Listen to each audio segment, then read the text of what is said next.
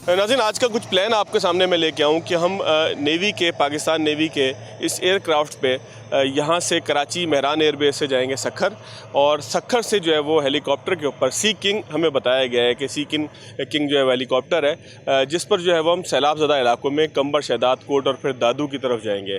वहाँ पर पाकिस्तान नेवी अपने कैंप्स की तरफ भी हमें लेके जाएगा, और इसके अलावा वहाँ पर इमदाद, इस जहाज़ में भारी मिकदार में हमने देखा कि राशन और ज़रूरत ज़िंदगी की दीगर अशिया जो है वो लोड की गई हैं, हमारे सामने लोड की गई हैं। उन तमाम चीज़ों को जो है वो सी किंग हेलीकॉप्टर के ज़रिए जो है वो तकसीम किया जाएगा। हमें यह भी बताया गया है कि आज के प्रोग्राम में जो हम आपको दिखा सकेंगे कि पाकिस्तान नेवी की ऐसी बोट्स वहाँ पर मौजूद हैं जिनको होवर बोट कहा जाता है, जो खुश्की के ऊपर भी मौजूद होती हैं और खुश्की के साथ साथ वो बैक वक्त पानी के अंदर भी जा सकती हैं, और उन बोट्स के ज़रिए जो है वो लोगों को उन मकामात से निकाला जा रहा है कि जो अब ज़ेर आब आ चुके हैं। तमाम जो आज का हमारा सफ़र होगा वो दरिया सिंध के राइट बैंक की तरफ होगा, क्योंकि राइट बैंक जो है वो तबाह हुआ है सबसे ज़्यादा, राइट बैंक की तरफ सबसे ज़्यादा नुकसान हुआ है। ठीक है कि लेफ़्ट बैंक की तरफ भी जो है वो ज़मीनें बची नहीं हैं, लेकिन जो दरिया का दायां साइड है, जो दादू की पट्टी है, सेवन तक जा रही है। सेवन एयरपोर्ट भी ज़ेर आब है, नवाब शाह एयरपोर्ट भी जो है वो काबिल इस्तेमाल नहीं रहा था, गो के लेफ़्ट बैंक के ऊपर है, लेकिन राइट बैंक के ऊपर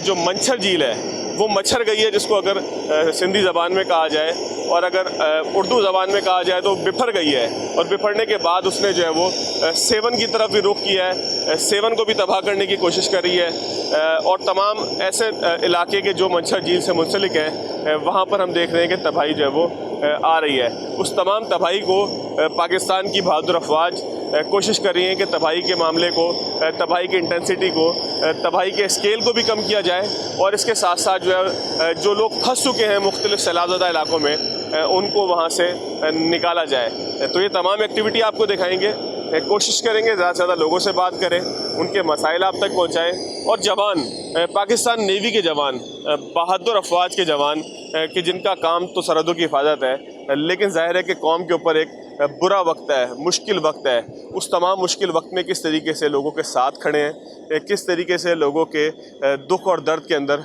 शामिल हो रहे हैं, और उनको जो है वो रिलीफ पहुंचाने का, सुकून पहुंचाने का काम कर रहे हैं। तो चलेंगे अब इस एयरक्राफ्ट के अंदर सवार होते हैं। बताया गया है कि तकरीबन 40 से 50 मिनट की फ़्लाइट है, तो फ़्लाइट पर उतरने के बाद फिर आगे के मनाज़र आपको दिखाएंगे।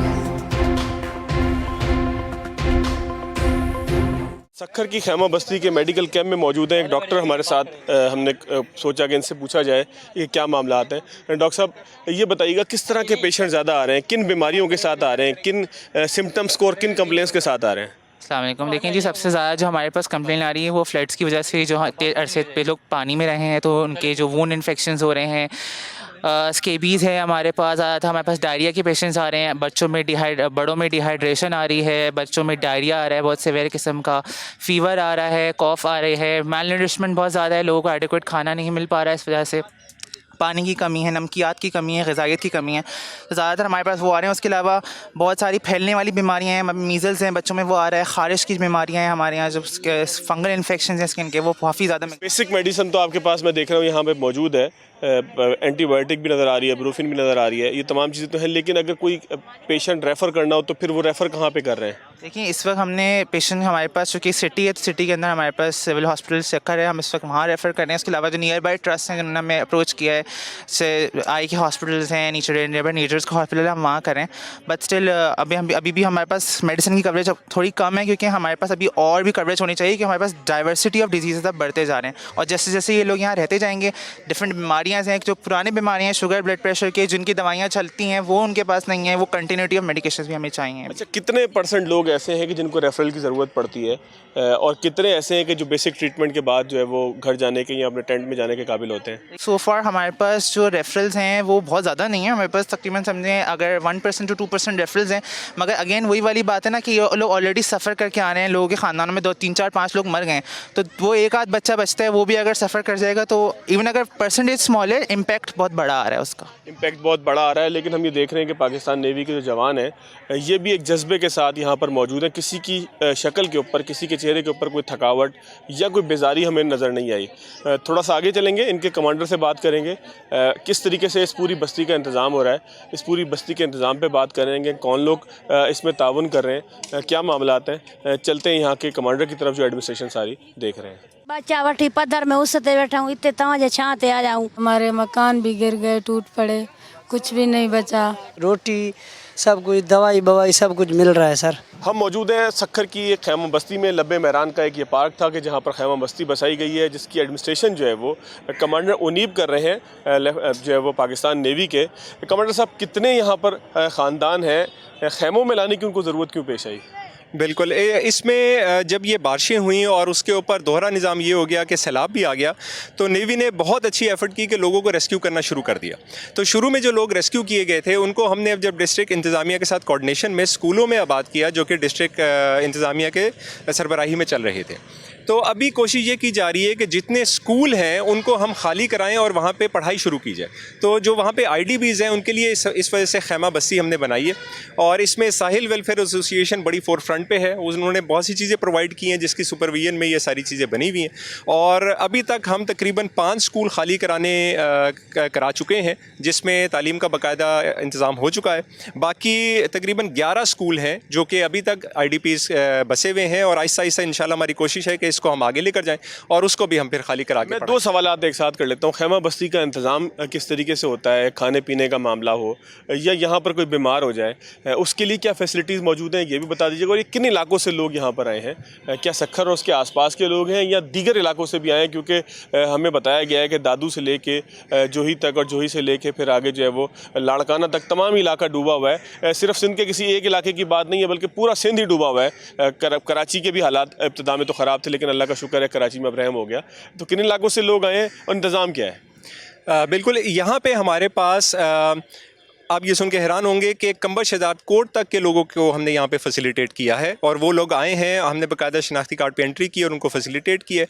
बाकी लोग यहाँ पे सईदाबाद के ज़्यादा लोग हैं जो सखर की विसिनिटी का एरिया है, और उसके अलावा शिकारपुर के कुछ फैमिली यहाँ पर आके आबाद हुई हैं। अभी हमारी कोशिश प्राइमरीली ये है कि जितने स्कूलों में IDPs हैं उनको यहाँ पर लेकर आ जाएँ। अच्छा, उसके बाद जो खाने का इंतज़ाम है वो हमारे साथ जो NGOs हैं वो फोर फ्रंट पर हैं और हमारे साथ बहुत ताउन कर रही हैं। सैलानी फाउंडेशन वो यहाँ पर 3 वक्त का खाना मुहैया कर रहा है, बना बनाया फूड दे रहा है इनको, जिसकी वजह से इन लोगों को खासी सहूलत हो गई है। तीसरा, जो तिब्बी इमदाद की आपने बात की, इस वक्त भी हमारा साहिल वेलफेयर का यहाँ पे मेडिकल कैंप एक चल रहा है, बाकायदा आगाज़ है, आप उसको देख सकते हैं, और वो रोज़ाना की बुनियादों पे 100 से 200 पेशेंट्स को ट्रीट कर रहा है, और उनको हम मुफ्त में दवाइयाँ भी फराहम कर रहे हैं। चलें, बहुत शुक्रिया कमांडर उनीब ने हमें इंतज़ाम बताया कि किस तरीके से इस खैमा बस्ती का हम इंतज़ाम कर रहे हैं। एक ब्रेक लेंगे, ब्रेक के बाद आएंगे तो हेलीकॉप्टर के ज़रिए उन इलाकों की तरफ चलेंगे कि जहाँ पर जो है वो सैलाब मुतासरा लोगों को न सिर्फ रेस्क्यू किया जा रहा है, बल्कि उन कैंपों की तरफ लाया जा रहा है कि जहाँ पर ज़रूरत ज़िंदगी का सामान मौजूद है। After short break.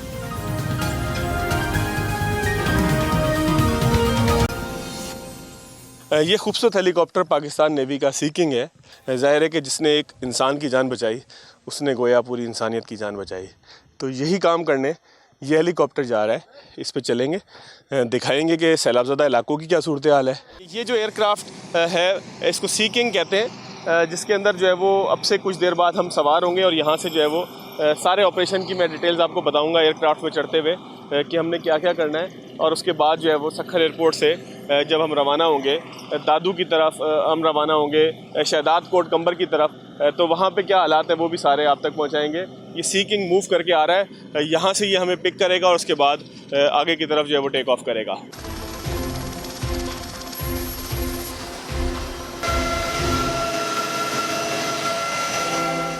तमाम इलाके नाज़रीन ऐसे थे कि जहाँ पर खुशहाली थी, जहाँ पर खेत थे, खलियान थे, लेकिन अब हम देख रहे हैं कि पानी ही पानी है। ये सखर से कुछ आगे कंबा शहजाद कोट का इलाका है, जहाँ पर इमदादी ऑपरेशन के लिए जो है वो पाकिस्तान नेवी की टीमें जा रही हैं। इस वक्त जो है वो मनाजिर नीचे के नज़रिए आते हैं कि यहाँ पर जो है वो सड़कें हों, रास्ते हों, शाहराहें हों, चौक हो, चौराहे हो, खेत हो, खलियान हो, दरख्त दरख्त हो, फसलें हो, कोई भी चीज़ जो है वो यहाँ पर जो है वो सलामत नज़र नहीं आ रही। तो ये सूरत हाल है। यहाँ पर पाकिस्तान नेवी का रेस्क्यू ऑपरेशन जारी है। आगे की तरफ जाएंगे, ये तमाम के तमाम शॉट्स, ये तमाम के तमाम मनाजिर जो आप देख रहे हैं, ये ऑपरेशन मदद के हैं जो पाकिस्तान नेवी जिसका एहतमाम कर रही है और उन इलाकों तक पहुँचने की कोशिश कर रही है कि जहाँ तक कोई इस वक्त सड़क के ज़रिए नहीं पहुँच सकता, उन इलाकों तक पहुँचने की कोशिश कर रही है कि जहाँ पर लोग अपना इलाका छोड़ने के लिए इस वजह से तैयार नहीं है कि उनके पास माल है, मवेशी है कि जिनको वो छोड़ नहीं सकते अपने कीमती माल और मता को। तो यहाँ पर राशन पहुँचाने का काम भी हो रहा है। हम जिस एयरक्राफ्ट के अंदर है इसके साथ भी इमदादी सामान बड़ी क्वांटिटी के अंदर मौजूद है। इसके अलावा इसके पीछे भी मुख्तलिफ एयरक्राफ्ट आ रहे हैं, मुख्तलिफ हेलीकॉप्टर्स आ रहे हैं कि जिनके ऊपर इमदादी सामान लाया जा रहा है। तो ये मनाजिर है, ये इमदादी सामान जो है वो लोगों तक जहाँ पर रसाई मुमकिन नहीं हो सकेगी उस मकामात पे होवर बोर्ड एक होती है, उसके ज़रिए जाया जाएगा कि जो खुश्की और ज़मीन दोनों मकामात पे चल सकती है। तो ये तमाम मनाजिर हैं। हम महवे सफ़र हैं। हमारा रास्ता जो है वो कंबर शहदाद कोट से होते हुए दादू की तरफ हम जा रहे हैं। सखर से हमने अपने सफ़र का आगाज़ किया था। जैसे मैंने आपको बताया कि रत्तो डेरों के करीब का ये इलाका है और यहाँ पर कोई ऐसी सूरत हाल नज़र नहीं आती कि सिवाय सड़कों के कोई भी चीज़ जो है वो दिखाई दे रही हो या कोई भी चीज़ काबिल इस्तेमाल हो। बिजली का इंफ्रास्ट्रक्चर नीचे अगर मैं आपको साथ साथ देखने को बताऊँ तो वो मौजूद नज़र आ रहा है, लेकिन उसकी सप्लाई किस हद तक है कुछ कहा नहीं जा सकता। नीचे जितने भी खेत हैं, खलियान हैं, वो सुपर फ्लडेड है। किसी के अंदर भी जो है वो काश्त नहीं हो सकती या काश्त होते हुए या कुछ अर्से बाद वहाँ पर ये कहा जाए कि काश्त हो जाएगी, फौरी तौर पर कहना मुश्किल होगा। इससे आगे का जो इलाका है बताया ही जा रहा है, हमें जो हमारे नेवी के दोस्त हैं उन्होंने बताया कि इससे आगे का इलाका इससे ज़्यादा मुतासिर है, इस हद तक मुतासिर है कि वहाँ पर रोड इंफ्रास्ट्रक्चर भी मौजूद नहीं है। आगे वो इलाका भी आपको दिखाएंगे कि जिसके बारे में कहा जा रहा है कि वो इस हद तक मुतासिर है कि वहाँ पर इस वक्त ज़रूरत ज़िंदगी का सामान पहुँचाना भी नामुमकिन दिखाई देता है। लेकिन जिस इलाके के बारे में कहा जा रहा है कि वहाँ पर अब ज़िंदगी शुरू हो सकती है, वो ज़िंदगी भी काबिल रिहाइश मामला है, लेकिन वहाँ पर रोज़गार का मामला मेरी निगाह नहीं बताती कि कोई ऐसी चीज़ होगी कि कुछ अर्से बाद ये कह सकेंगे कि लोग शायद यहाँ पर जो है वो अपनी ज़िंदगी बआसानी गुजार सकें। तो ये अफसोसनाक सूरत हाल है। सूबा सिंध का मैंने आपको इस तरीके से बताया कि इलाका है कंबर शहदाद कोट का, कि जिसके बाद फिर बलूचिस्तान आता है और यहाँ पर हम ये सारी सूरत हाल आपको दिखा रहे हैं।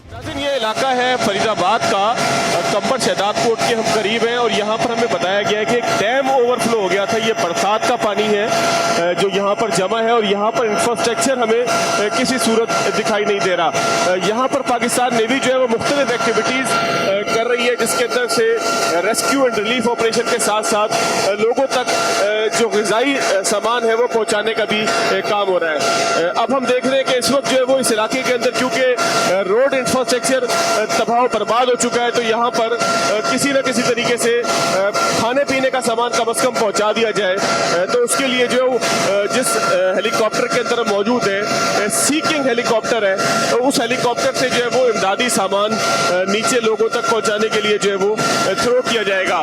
यहाँ पे जब मैंने पायलट से पूछा कि क्या हम इस इलाके के अंदर लैंड नहीं कर सकते, तो उन्होंने बताया कि यहाँ पर लैंड करना इसलिए मुमकिन नहीं है कि नीचे लो टेंशन वायर्स हैं। इसके अलावा बहुत सा ऐसे मामलात हैं कि जिसकी वजह से लैंड करना मुमकिन नहीं है, क्योंकि किसी जगह पर पानी मौजूद है, किसी जगह पर पानी के बाद ज़मीन किस हद तक जो है वो हेलीकॉप्टर की लैंडिंग के लिए मौजूद है, इसका अंदाज़ा करना मुमकिन नहीं है।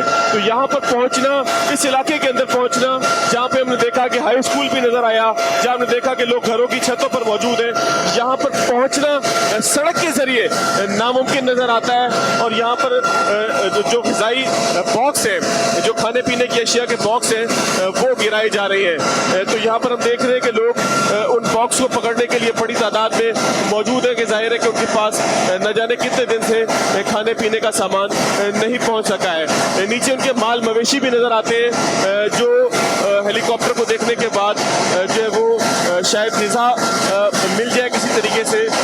इंसान भी पूरी उम्मीद है और हमने जानवरों को भी देखा कि वो भी जो है वो हिनहिना रहे हैं और उनकी भी जो कुछ मूवमेंट हमें नज़र आई है। तो ये इलाका है कंबर शहदाद कोट के हम आसपास फरीदाबाद का इलाका मुझे बताया गया कि उसके ऊपर से हम जो है वो गुजरते हुए आगे दादू की तरफ जा रहे हैं। तो ये सारी पट्टी नाज़रीन यहाँ पर ज़िंदगी के आसार बस ऐसे ही हैं कि लोग अपने घरों की छत पर मौजूद हैं या किसी कते के ऊपर, खुश्की के किसी ऐसे कते के ऊपर मौजूद हैं कि जहाँ पर जो है वो ज़िंदगी के दिन शायद इस उम्मीद में काटे जा सके कि कब पानी उतरेगा और कब जो है वो दोबारा से ज़िंदगी शुरू की जा सकेगी।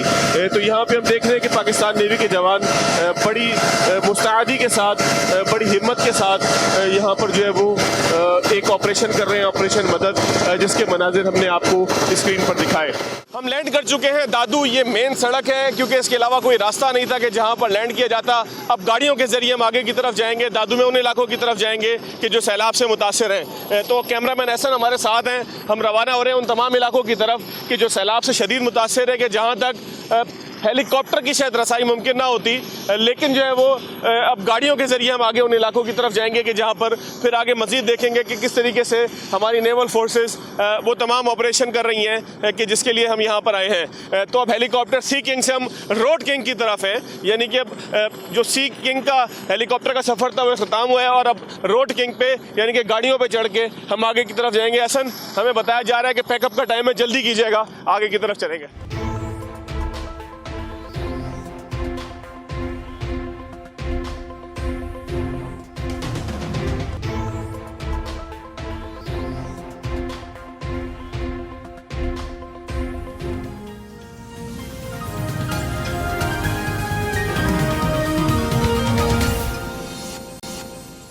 नाज़रीन, पाकिस्तान नेवी की दिफाई मकासद के लिए इस्तेमाल होने वाली ये होवर क्राफ्ट है, होवर बोट है कि जो खुश्की और जो पानी है दोनों मकामात पे बैक वक्त काम कर सकती है। बैक वक्त से मेरी मुराद ये है कि अभी ये खुश्की पे है, जैसे ये पानी बराबर में पानी है तो ये पानी में जब उतरेगी तो ये पानी के अंदर भी फ्लोट कर सकती है और इसी के ज़रिए जो है वो ऐसे मकामात तक के जहाँ पर पहुँचना नामुमकिन है सड़क के ज़रिए, वहाँ पर ये बोट जाकर लोगों को रेस्क्यू करने का काम कर रही है। इसके अलावा हम देख रहे हैं कि यहाँ पर छोटी बोट्स भी हैं पाकिस्तान नेवी की कि जो लोगों को रेस्क्यू कर रही हैं और रेस्क्यू करके इस मकाम पर ला रही हैं जो दादू से चंद किलोमीटर और के खैरपुर नाथन शाह से इस जानिब जो है खैरपुर नाथन शाह है कि जो ऐसा दिखाएंगे कैमरामैन कि इस जानिब जो है वो सिर्फ पानी ही पानी है और खैरपुर नाथन शाह जो है वो डूब चुका है। ये सड़क जो है वो इंडस हाईवे है, ये दो तरफ की सड़क है कि जो कराची को या जामशोरों को लाड़काना से मिलाती है, सूबा सिंध से मिलाती है और इसके बाद KPK के मुख्तलिफ इलाकों से गुजरते हुए पेशावर तक पहुँचती है।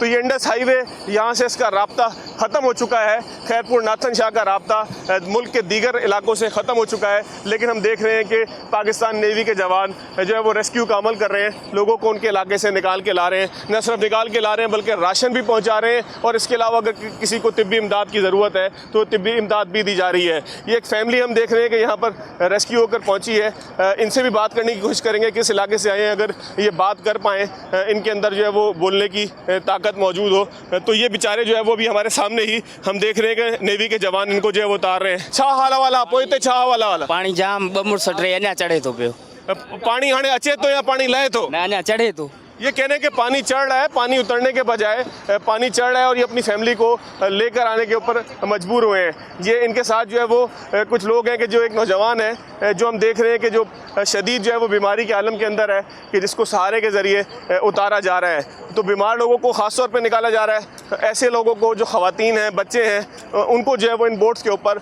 मुस्तकिल हम देख रहे हैं कि ये एक नहीं ये 20 की तादाद के अंदर बोट्स मौजूद हैं कि जिनसे लोगों को निकाला जा रहा है। तो चलते हैं बोट की तरफ, देखते हैं बोट के बाद आगे क्या सूरत हाल है, किन इलाकों में क्या सूरत हाल है, ज़रा आगे की तरफ चलते हैं। ये ऑपरेशन हो रहा है नाज़रीन, होवर बोट जो है वो निकल चुकी है। होवर बोट जिस तरीके से मैंने पहले ही बताया कि ये सड़क किनारे खड़ी थी और अब जब ये पानी के अंदर है और पानी से जो है वो हम देख रहे हैं कि मुतासरा इलाकों के अंदर जा रही है। मेरे साथ लेफ्टिनेंट रफ़ाकत खटक है। खटक साहब, क्या अंदाज़ा है कितना फिट पानी, कितना गहरा पानी है? अस्सलाम वालेकुम।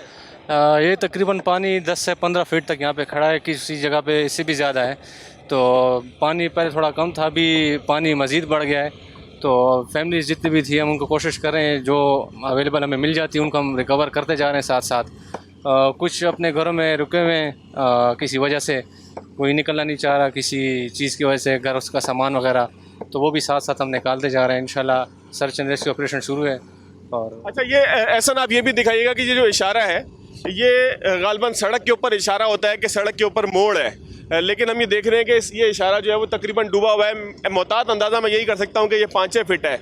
और इस साइड जो है वो दुकानें किसी ज़माने में होती होंगी जहाँ कारोबार ज़िंदगी था, लेकिन ये कारोबार ज़िंदगी जो है वो मुकम्मल तौर पर मुअत्तल है। और पीछे जो है वो एक पेट्रोल पंप है। ऐसा उस साइड दिखाइएगा कि पेट्रोल पंप पीछे की जानिब है एक, और ये पेट्रोल पंप जो है वो मुकम्मल तौर पर डूबा हुआ है। तो ये मनाजिर इस इलाके के अंदर हम देख रहे हैं। यहाँ पर मंछर झील का पानी जो है वो बिफरने के बाद आ चुका है। ऐसा नहीं है कि इस इलाके में पानी पहले नहीं था, इस इलाके में पहले भी पानी था, लेकिन वो बरसात का पानी था।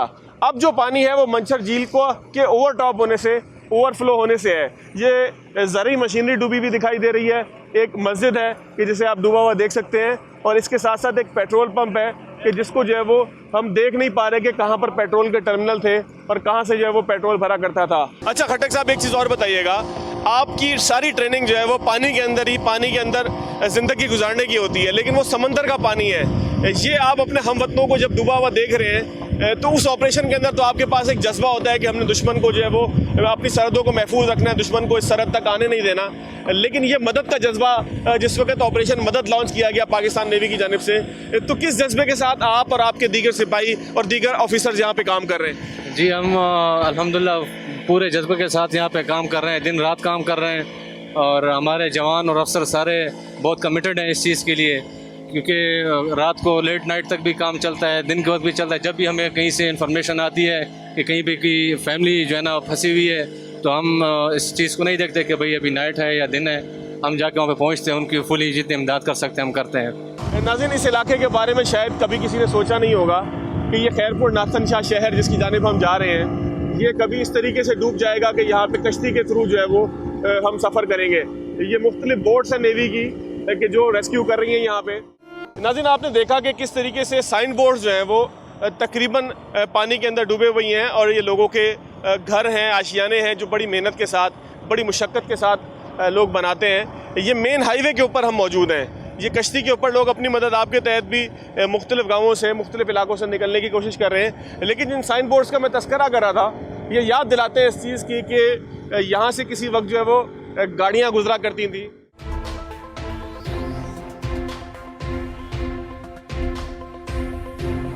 ऐसा वो दिखाइएगा, एक बोर्ड है जिस बोर्ड पे नाज़रीन लिखा है आहिस्ता चलें।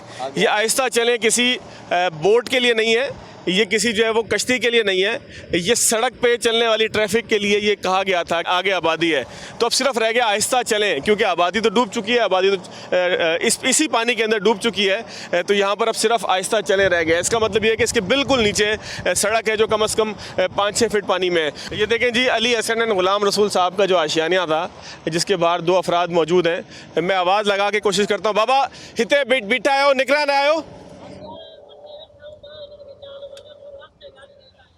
अच्छा, ये कह रहे हैं कि जी मैं कह रहा हूँ कि आहिस्ता यहाँ से चलाएं, वरना मेरा शटर टूट जाएगा। हम अपने घर की हिफाजत के लिए यहाँ पर बैठे हैं। तो ये जो बेचारे हैं, इनको जो है वो पाकिस्तान नेवी की जानिब से राशन दिया जा रहा है, क्योंकि ये अपने घर की हिफाजत के लिए। ऐसा उस साइड दिखाइएगा कि यहाँ पर जो लोग अपने घरों के अंदर मौजूद हैं उसकी हिफाजत के लिए, माल मवेशी के लिए लोग मौजूद हैं। ज़ाहिर है अपने मवेशी कोई नहीं छोड़ना चाहता, क्योंकि यही इनकी ज़िंदगी का ज़रिया है। तो पीछे जो है वो पाकिस्तान नेवी की जानिब से अब राशन तकसीम करने की एक्टिविटी है, क्योंकि ये एक आइलैंड की तरह बन चुका है। ये जो इलाका जिस जानिब जो है वो इस वक्त कैमरामैन का फोकस है, ये इलाका एक आइलैंड की तरह जो है वो बन चुका है कि जहाँ पर जो है वो लोगों ने अपने मवेशी बांधे हुए हैं, और यहाँ पर पाकिस्तान नेवी इनको ग़िज़ाई सामान पहुँचाने की एक कार्रवाई करेगी। नाज़रीन, 2 जानिब नहीं 4 जानिब पानी है, मतलब ये एक आइलैंड की तरह बन चुका है। ये क्या चीज़ थी जिसके ऊपर आप बैठे हैं? ये पहाड़ है, बंदे बड़ा बंदे, इसीलिए हम बैठे हैं, और हम फंस भी गए थे इसीलिए हम बैठे। अच्छा, यहाँ पर जो है वो कब से आप बैठे हैं? कितने दिन आपको यहाँ बैठे हुए? 15 दिन। अच्छा, यहाँ पे क्या सहूलियात आपको मिली? किसी ने आपको यहाँ पर पूछा? नेवी वालों ने मदद की, और किसी भी ने नहीं। नेवी, पाक आर्मी, नेवी एक बार, और किसी भी नहीं। ये इलाका आप छोड़ के क्यों नहीं जाते? यहाँ पर कोई सहूलत नहीं, हम फंस गए हैं, कहाँ जाएं? ये बेसे कहाँ ले? यहाँ से जो इलाका है ये दादू के साइड, वहाँ पर जहाँ पर हम रहना चाहते हैं वहाँ पर सैलाब है, कहाँ जाएं हम?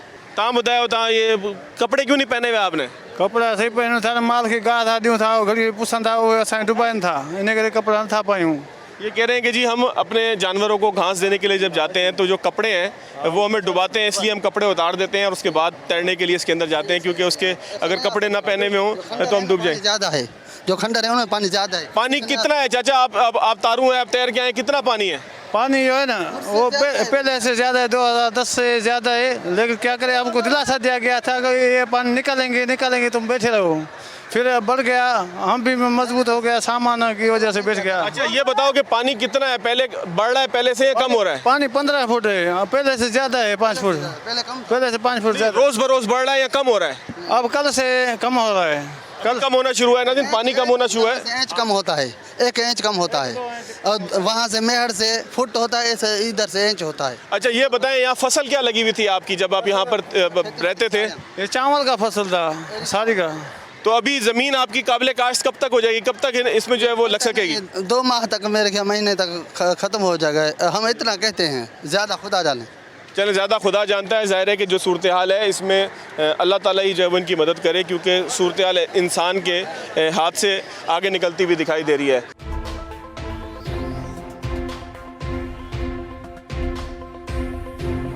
नाज़रीन, होवर बोट मैंने आपको बाहर से मंजर दिखाया था कि एक ऐसी दिफाई पाकिस्तान नेवी की जो है वो कश्ती आप इसको कह लें कि जो खुश्की के ऊपर चल भी सकती है और पानी के अंदर तैर भी सकती है, यानी कि इसको किसी सपोर्ट की ज़रूरत नहीं होती। इस होवर बोट के अंदर हम मौजूद हैं, इसके कमांडर उमर हमारे साथ, लेफ्टिनेंट कमांडर उमर हमारे साथ हैं। अगर उमर साहब आप जहमत आपको होगी अगर आप इधर थोड़ा सा मेरे साथ इस तरफ ही आ जाएँ, क्योंकि पीछे थोड़ा सा जो है वो मंजर भी हम दिखाना चाहें नाज़रीन को। उमर साहब कब से आप ऑपरेशन कर रहे हैं, क्योंकि आप तो समंदरों के लिए बने हैं, आप तो समंदर के अंदर आपकी ज़िंदगी का एक बड़ा हिस्सा गुजरता है, लेकिन ये हम देख रहे हैं कि खुश्की के ऊपर भी अल्लाह ताला की तरफ से जो है वो एक आजमाइश है, परेशानी है कि हम खुश्की के ऊपर भी इतना पानी है कि ये भी समंदर महसूस हो रहा है। तो क्या जज्बा है आपके अंदर अपने हमवतनों की मदद के लिए?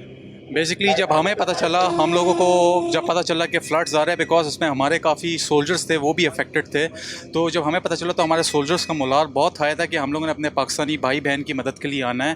तो हम लोग इधर तकरीबन 7 दिन पहले पहुँचे और हमने फर्स्ट 7 डेज़ पे तकरीबन 700 to 800 पीपल्स हम लोगों ने रेस्क्यू किए हैं। आप तो समंदर में होते हैं और समंदर में तो आपको सिर्फ जहाज़ों से बचना है और बहरी रास्तों के ऊपर गुजरना है जो मखसूस हैं, सदियों से हैं, और आपके पास भी उसका प्रॉपर नेविगेशन सिस्टम है।